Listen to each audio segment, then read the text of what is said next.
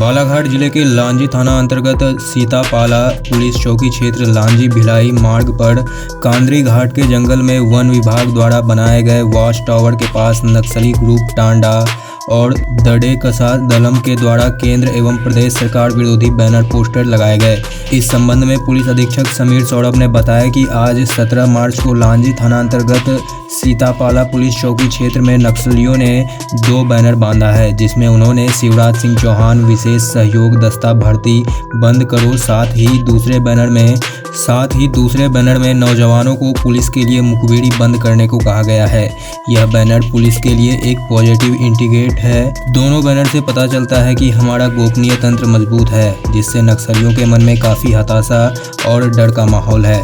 वहीं इस मामले के बाद से पुलिस अलर्ट हो गई है और इस इलाके में सर्चिंग तेज कर दी गई है। सर, कुछ नक्सली बैनर मिले हैं, क्या है पूर्ण मामला? आज सुबह सीतापाला चौकी अंतर्गत कांदरी घाट के आसपास 2 बैनर अपने को 2 नक्सली बैनर मिले हैं उस घाटी में। पहला बैनर जो है वो उस पर पुलिस मुखबिरी बंद करो ऐसे करके नाम नौजवानों को एक तरह से बताया गया। दूसरा जो बालाघाट में विशेष सहयोगी दस्ता की भर्ती हो रही है उसमें भर्ती बंद करो शिवराज चौहान ऐसे करके उसमें मेंशन किया गया। दोनों बैनर मुझे लगता है कि पुलिस के लिए एक पॉजिटिव इंडिकेटर है, क्योंकि दोनों बैनर से एक तो पता चलता है कि हमारा जो मुखबिर तंत्र बहुत स्ट्रॉन्ग है गांव में, जिससे नक्सलियों के बीच में काफ़ी हताशा और डर का माहौल है। उनको पता है कि भाई कभी भी उनकी जानकारी लीक हो रही है। और दूसरा कि जो विशेष सहयोगी दस्ता की भर्ती है, जो मैंने शुरू में बताया था कि ये पोटेंशियली गेम चेंजर है बालाघाट के लिए।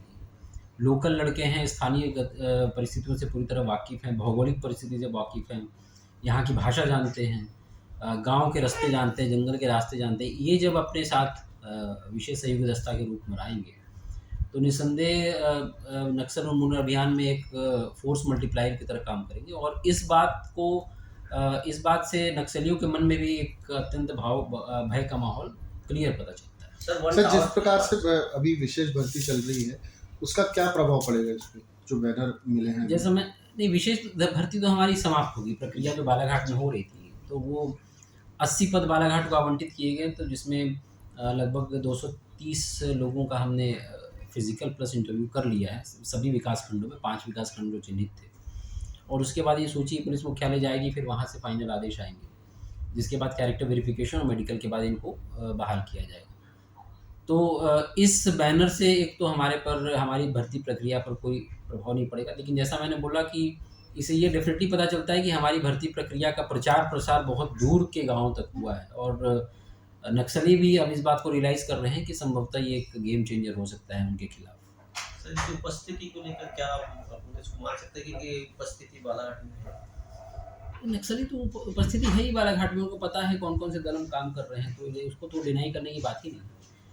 पर ये बात सही है कि अभी बैकफुट पर हैं, और हमारी जो बैक टू बैक कार्रवाइयाँ हुई उससे इनके मन में बहुत ही भय और दहशत का माहौल। सर, रिसेंटली अभी नक्सल उन्मूलन को लेके अभी और एक्टिविटीज क्या पुलिस की तरफ से, आउटपोस्ट की तरफ से, और क्या ज़्यादा इम्प्रूवमेंट या उसमें कुछ डेवलपमेंट और किया गया है?